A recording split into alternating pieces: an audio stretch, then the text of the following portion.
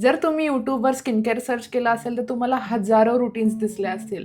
कोणी 10 step routine करतं तर कोणी 12 प्रॉडक्ट्स वापरतं. ह्याच्यातनं नक्की कन्फ्यूज तर होणारच, कुणी कन्फ्यूज होईल. पण हे खरंच इतकं कॉम्प्लिकेटेड असतं का? तर अजिबात नाही. आजच्या व्हिडिओमध्ये मी तुम्हाला simple beginner friendly skin care routine सांगणार आहे, जे की तुम्ही कोणत्याही बजेटमध्ये फॉलो करू शकाल. नमस्कार, मी आहे ऐश्वर्या आणि तुमचं स्वागत आहे द बेअर बॉन्डमध्ये. जर तुम्ही skin care, makeup, hair care बद्दल ऑनेस्ट माहिती शोधत असाल आणि तेही मराठी, तर तुम्ही बरोबर चॅनलवर आलेले आहात. तर चला तर मग रुटीन सुरू करूया. Step number 1, क्लेन्झर.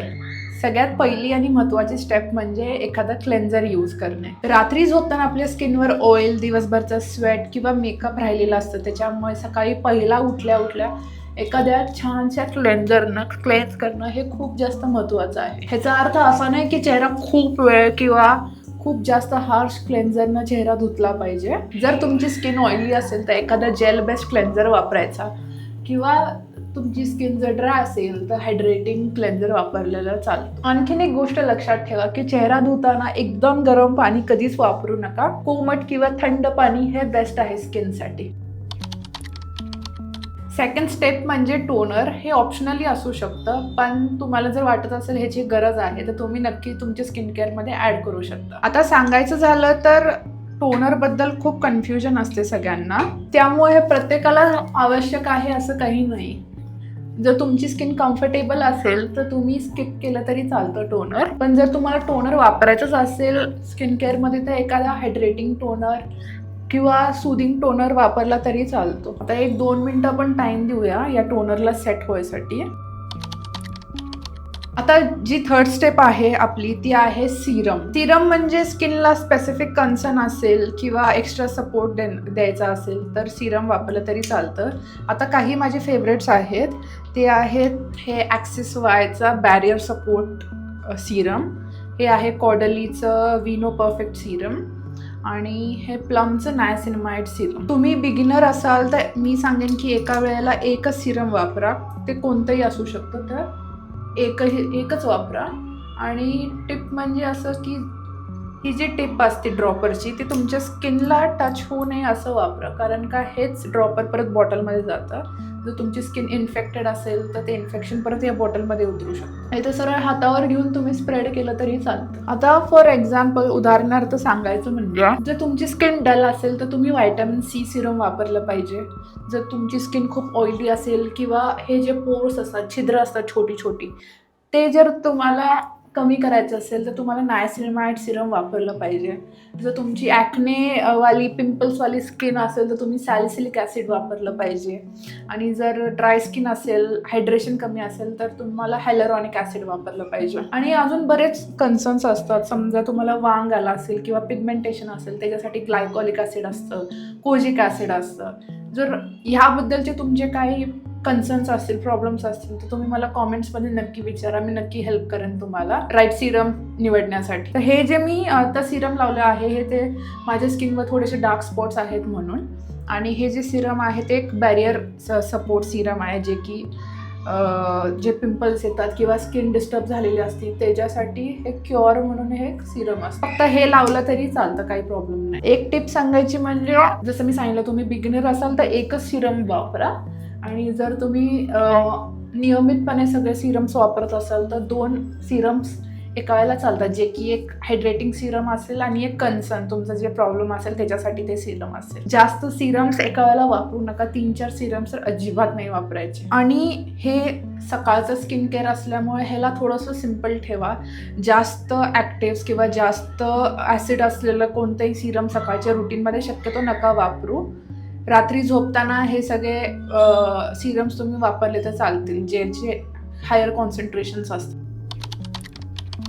आपली नेक्स्ट स्टेप आहे मॉइश्चरायझर. तर ही स्टेप कुणीही मिस नाही करायची.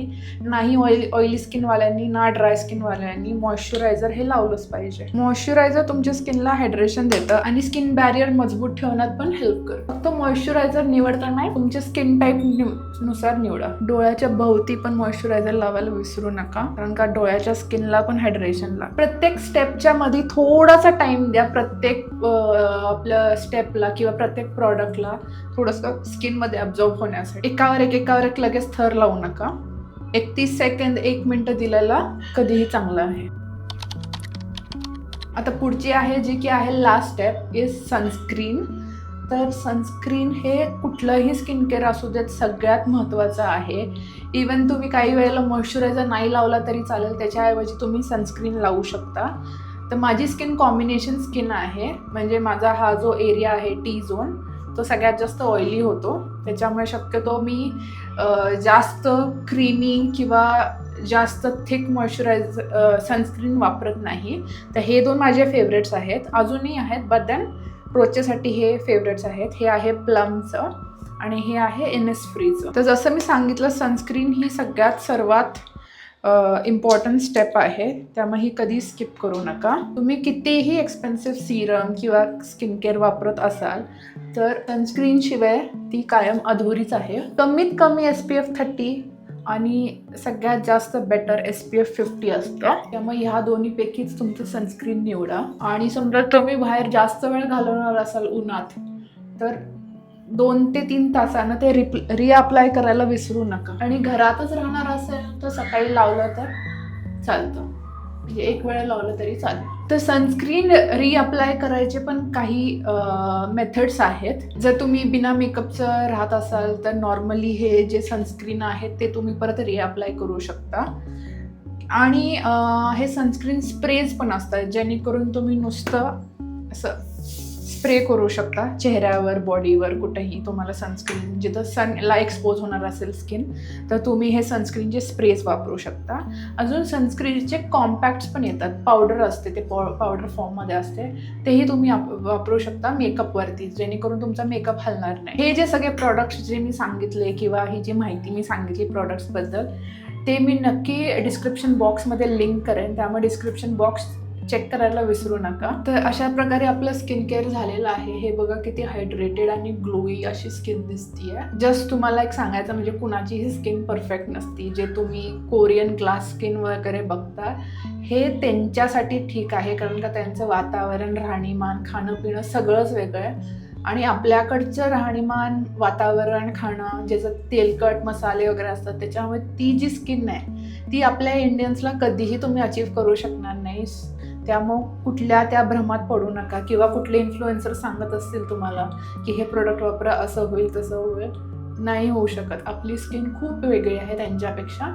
त्याच्यामुळे मॅक्झिमम तुम्ही काय वापरू शकता तर डार्क स्पॉटसाठी काही सनस्क्रीन तर वापरलंच पाहिजे, ज्याच्यामुळे तुमचं प्रीमॅच्युअर एजिंग नाही होणार, स्किनचं सन डॅमेज नाही होणार. तर मेक शुअर तुम्ही सनस्क्रीन वापरताय. तर व्हिडिओ संपवण्यापूर्वी मला काही कॉमन मिस्टेक शेअर करायचे आहेत जे की आपण सगळ्यांनी केलेले आहेत किंवा आपण करत आहोत. तर पहिली मिस्टेक अशी आहे की रुटीन सुरू केल्या लगेच रिझल्ट दिसत नाही म्हणून आपण प्रॉडक्ट्स बदलतो. तर हे असं काही करू नका. दुसरी मिस्टेक, तुमच्या स्किनला थोडासा वेळ द्या.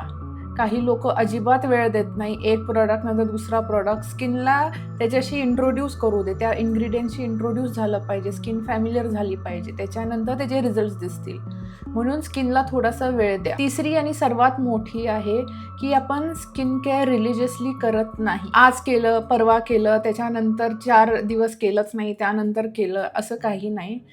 प्लीज असं काही करू नका. Consistency is the secret to a good skin, हे कायम लक्षात ठेवा. तर फायनली स्किन केअर म्हणजे 10 प्रोडक्ट्स नाही, योग्य प्रोडक्ट्स योग्य क्रमाने आणि नियमितपणे. जर तुम्ही माझा 7 स्किन केअर मिस्टेक्सचा व्हिडिओ अजून पाहिला नसेल तर नक्की पहा, तो मी एंड स्क्रीन मध्ये लिंक करेन. आणि पुढच्या व्हिडिओमध्ये आपण बघणार आहोत best sunscreen for Indian skin, त्यामुळे सबस्क्राईब करायला विसरू नका. तोपर्यंत मी वापरलंय, मी टेस्ट केलंय, आता निर्णय तुमचा.